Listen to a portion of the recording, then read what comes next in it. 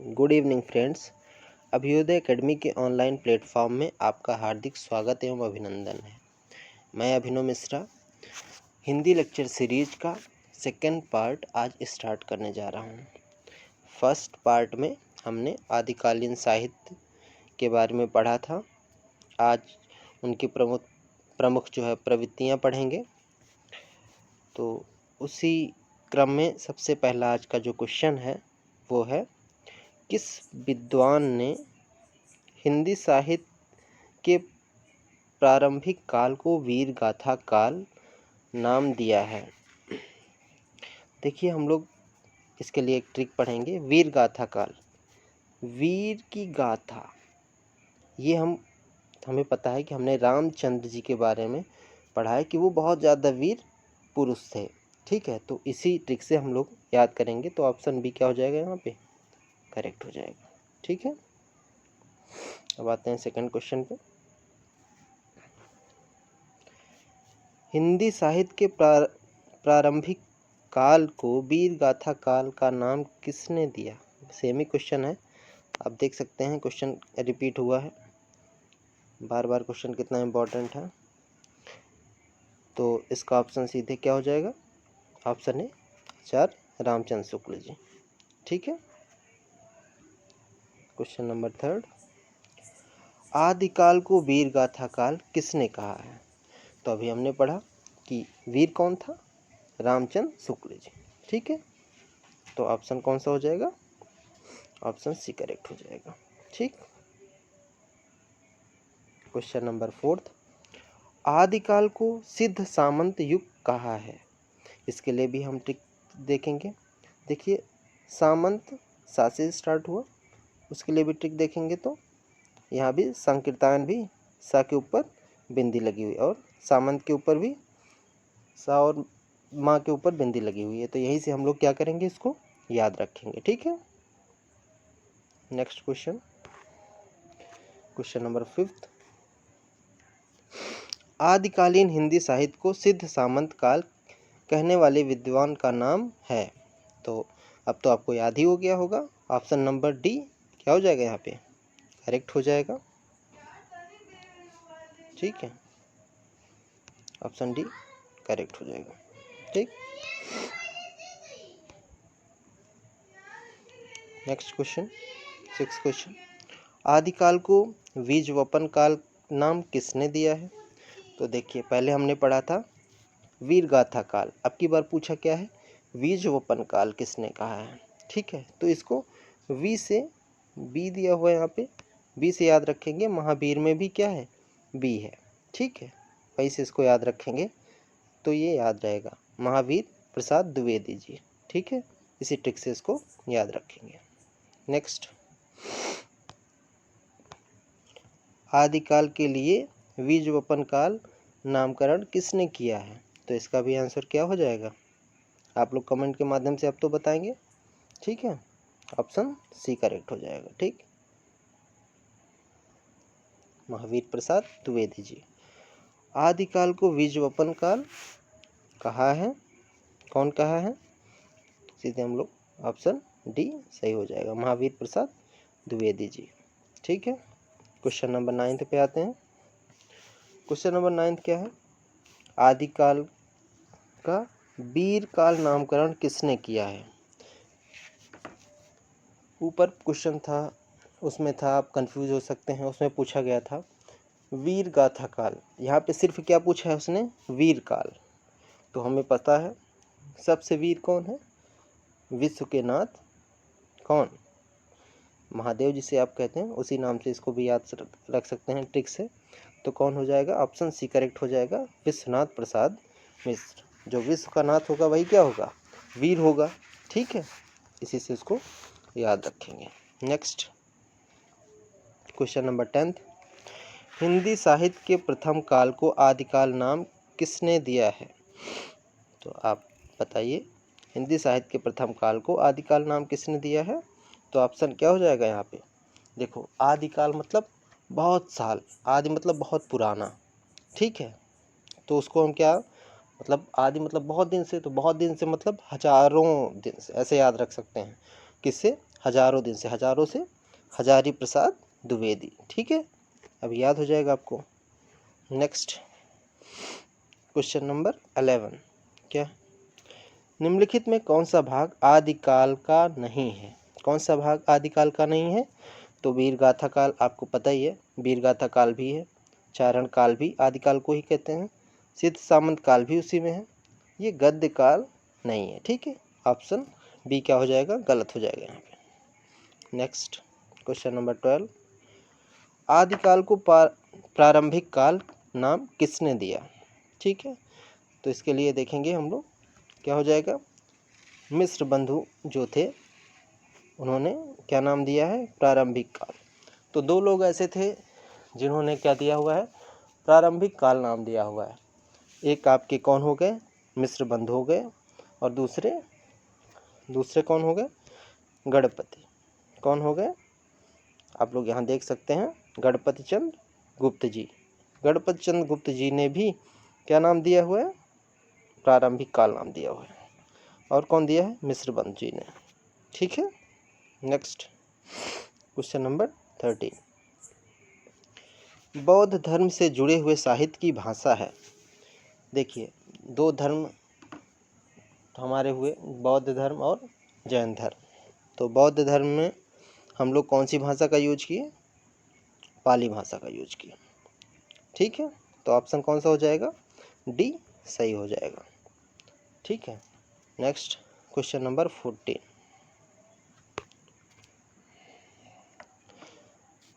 निम्नलिखित में से अपभ्रंश प्रभावित हिंदी रचना कौन सी है? तो अपभ्रंश प्रभावित हिंदी रचना कौन सी है, आप लोग इसका कमेंट में आंसर देके बताएंगे। तो ऑप्शन कौन सा हो जाएगा, ऑप्शन सी करेक्ट हो जाएगा। ठीक है, भरतेश्वर बाहुबली रास। ठीक है, next question number 15, Shalibhadra Suri की रचना का नाम है। तो शालिभद्र सूरी जी ने कौन सी रचना की थी, उसका नाम क्या है, उसका नाम है भरतेश्वर बाहुबली रास। ऑप्शन बी सही हो जाएगा। इसको याद कैसे रखेंगे हम लोग, देखिए, हम लोग महादेव को एक नाम से और जानते थे, क्या नाम था उनका, वीरभद्र। ठीक है, तो वीरभद्र को हम लोग रिलेट करेंगे, किससे रिलेट करेंगे, भरतेश्वर बाहुबली राज से। ठीक है, तो भारत के वो क्या हैं, ईश्वर हैं। कौन, महादेव, उनका दूसरा नाम क्या था, वीरभद्र था। तो वीरभद्र से शालिभद्र याद रखेंगे, और भारत के वो क्या थे, ईश्वर थे। तो ऐसे ही हम लोग याद रख लेंगे। ठीक है, next question number 16, question number 16 देखते हैं क्या है, अवहट्ट भाषा से तात्पर्य है। तो अवहट्ट भाषा हमारी कहाँ से आई, अवहट्ट भाषा, ऑप्शन नंबर ए, ग्रामीण अपभ्रंश को ही हम लोग क्या कहते हैं, अवहट्ट कहते हैं। ठीक है, फिर क्वेश्चन नंबर 17, अधिकांश साहित्य, क्या लिखा हुआ, अधिकांश साहित्य इतिहासकारों के अनुसार हिंदी के प्रथम कवि हैं। ठीक है, तो अधिकांश साहित्यकारों के हिसाब से हिंदी के प्रथम कवि किसको माना गया है, तो सरहपाद को माना गया है। ठीक है, इनका कई नाम मिलता है, सरहपा भी कहते हैं बहुत लोग। ठीक है, बहुत लोग सरहपाद भी कहते हैं, तो इनका अलग अलग नाम है। तो जो कि सबसे ज़्यादा फेमस कौन सा नाम है, सरहपा। ठीक है, तो ऑप्शन नंबर सी क्या हो जाएगा, सही हो जाएगा। क्वेश्चन नंबर 18 पे आते हैं हम लोग,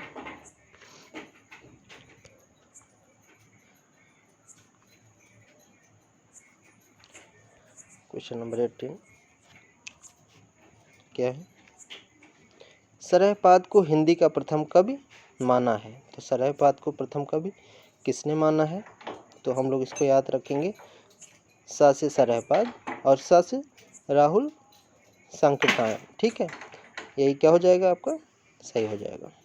ठीक है, क्वेश्चन नंबर 19 पे आते हैं क्या है, राहुल जी ने हिंदी भाषा का प्रथम कवि किसे स्वीकार किया है। ठीक है, वही क्वेश्चन फिर से क्या हो गया, रिपीट हो गया क्वेश्चन। तो फिर इसका आप लोग आंसर करके बताएंगे कमेंट में, क्या होगा आंसर सी, ऑप्शन सी क्या हो जाएगा, सही हो जाएगा। ठीक है, क्वेश्चन नंबर 20 पे आते हैं हम लोग, क्वेश्चन नंबर 20,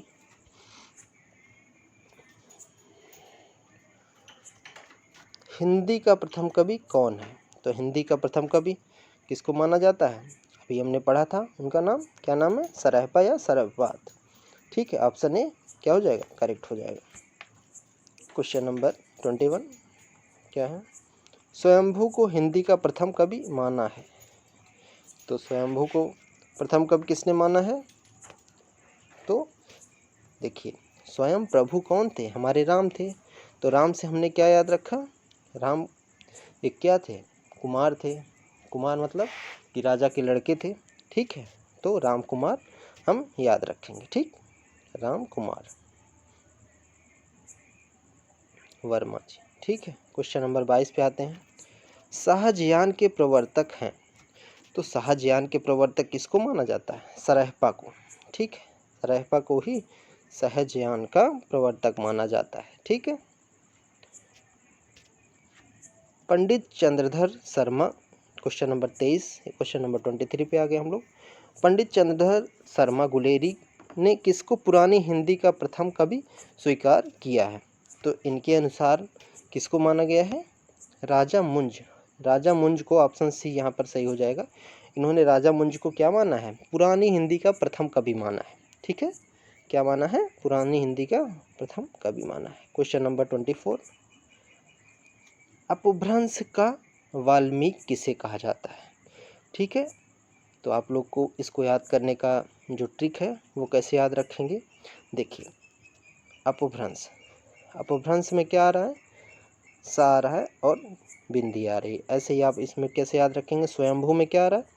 सा से स्टार्ट हो रहा है और बिंदी आ रही है। तो स्वयंभू क्या थे और दूसरा क्या है? देखिए, दो चीज़, अभी एक क्वेश्चन और आगे आएगा, उसमें भी आपको कन्फ्यूज़न होगा, वो क्वेश्चन आएगा तो मैं आगे बताऊंगा। अपभ्रंश, अपभ्रंश में कितने जो हैं, वाल्मीकि में कितने वर्ड हैं? 3.5 वर्ड हैं। ठीक है, स्वयंभू में कितने वर्ड हैं? 3.5 वर्ड हैं। आप ऐसे भी इसको क्या कर सकते हैं? याद कर सकते हैं। ठीक है, टोटल कितने शब्द हैं स्वयंभू में? 3.5 हैं और अपभ्रंश में भी 3.5 हैं। ठीक है, क्वेश्चन नंबर 25 पे आते हैं हम लोग।